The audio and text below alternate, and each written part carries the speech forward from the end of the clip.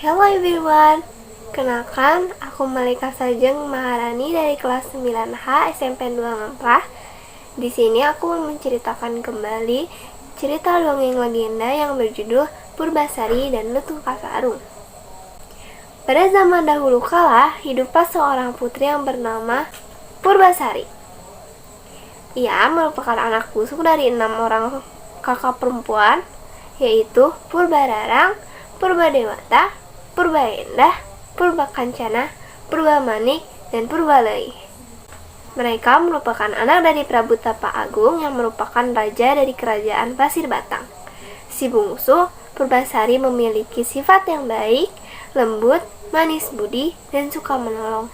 Siapapun yang membutuhkan pertolongannya, Purbasari akan dengan senang hati membantunya. Selain memiliki hati yang baik, Purbasari juga memiliki paras yang cantik dan rupawan. Setiap orang yang melihatnya akan jatuh hati pada pandangan pertama.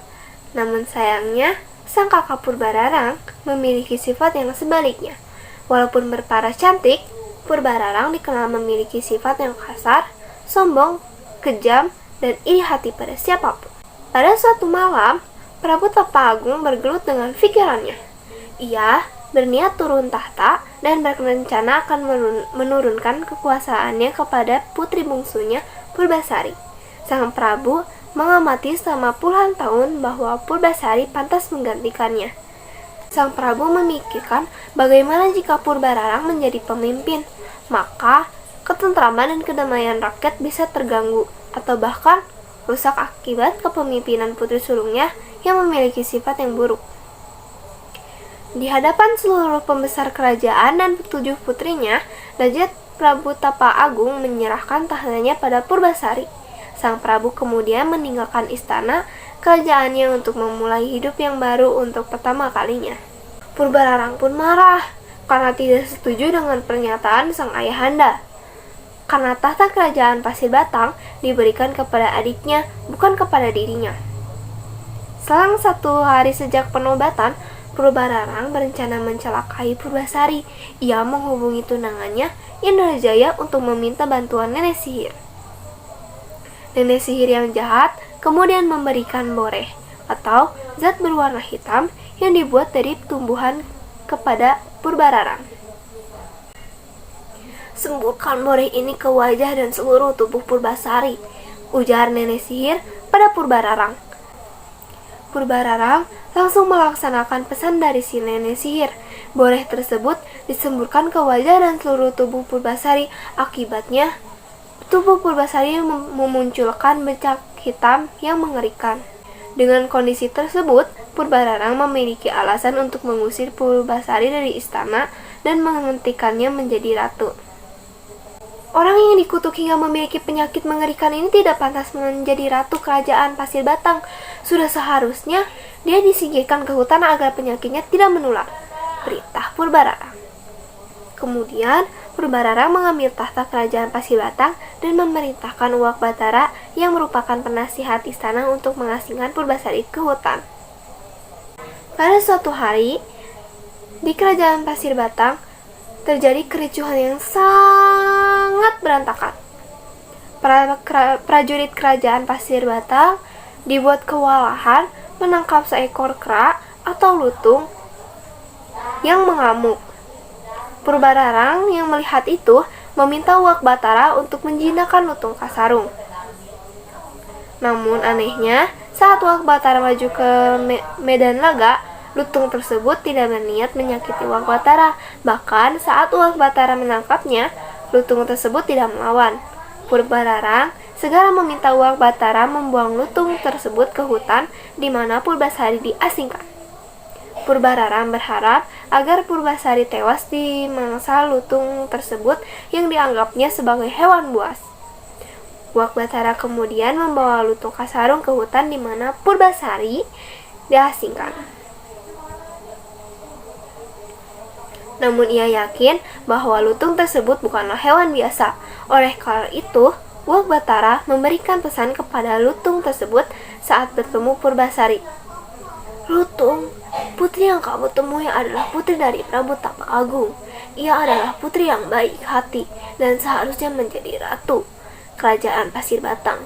Hanya karena kekuatan jahatlah dia diasingkan dan disingkirkan ke hutan ini. Oleh karena itu, hendaklah engkau menjaga junjungan kami ini, ujar Uak Batara. Lutung tersebut menganggukkan kepala, tanda mengerti. Saat itu, Lutung menjadi penjaga yang juga sekaligus menjadi sahabat dekat Purbasari. Ternyata Lutung tersebut adalah Pangeran Gurumindai. Ia menyamar menjadi seekor lutung karena disuruh sang ibunda. Lutung Kasarung dan Purbasari pun bertemu. Mereka menjadi sahabat yang sangat dekat. Lutung Kasarung mendapat sahabat yang menghibur dan melindunginya, juga pun sebaliknya. Kelembutan hati, kebaikan dan sifat baik Purbasari membuat Lutung Kasarung mulai menyayangi Purbasari, sedangkan sikap tanggung jawab, kepemimpinan, dan kecerdasan dari Lutung Kasarung membuat Purbasari juga menyayanginya. Semakin lama, keduanya tidak mau dipisahkan lagi. Tanpa diketahui Purbasari, Lutung Kasarung memohon kepada sang mama, Sunan Ambu, untuk dibuatkan taman yang indah dengan tempat pemandian untuk Purbasari.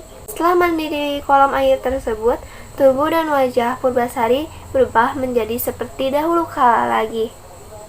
Lutung Kasarung yang melihatnya menjadi terperangah, tidak menyangka orang yang selama ini di dekatnya adalah perempuan yang selama ini ia cari,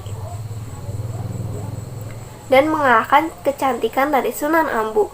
Lutung Kasarung dan Purbasari sangat bahagia dengan keadaannya. Walaupun Purbasari telah kembali ke wujudnya yang cantik rupawan, kasih sayang Purbasari terhadap Lutung Kasarung tidak berkurang, namun semakin bertambah. Kabar mengenai kembalinya kecantikan Purbasari didengar oleh Purbararang. Dia masih percaya diri karena tahu bahwa boreh yang disemburkan kepada Purbasari mengandung kutukan yang sangat jahat dan kuat. Purbararang lantas mengajak Indrajaya untuk melihat kebenaran berita tersebut, dan betapa terkejutnya ia melihat Purbasari telah kembali ke sosoknya yang cantik rupawan. Purbasari terlihat semakin mempesona dengan balutan pakaian dari para bidadari. Purbararang pun khawatir karena telah kembalinya Purbasari akan mengancam tahta yang saat ini dikuasainya, sehingga ia mencari cara untuk kembali menyingkirkan adiknya tersebut. Bahkan, kali ini ia berniat menyingkirkan Purbasari untuk selama-lamanya. Menutupi kekalahannya, Purbararang memberikan tantangan baru untuk Purbasari. Tanggung-tanggung, kini tantangannya diucapkan di depan seluruh masyarakat Kerajaan Pasir Batang, dengan suara lantang agar didengar warga masyarakat. Jika wajah tunanganmu lebih tampan dibandingkan wajah tunanganku, tahta Pasir Batang akan kuserahkan kepadamu. Namun jika sebaliknya, maka engkau hendaklah merelakan lehermu dipenggal oleh algojo kerajaan, sebut Purbararang. Purbasari paham ia tak akan mampu menang pada tantangannya kali ini. Namun, rasa sayangnya pada Lutung Kasarung membuatnya tegar. Kemudian, Purbasari menggenggam tangan Lutung Kasarung. "Aku mencintaimu dan ingin engkau menjadi suamiku," ucap Purbasari kepada Lutung Kasarung. Air mata kemudian berlinang mengaliri kedua pipinya. Lutung Kasarung kemudian balas menggenggam tangan Purbasari. Purbararang yang melihat tertawa terbahak-bahak dan merendahkan Lutung Kasarung. "Monyet hitam itu tunanganmu?"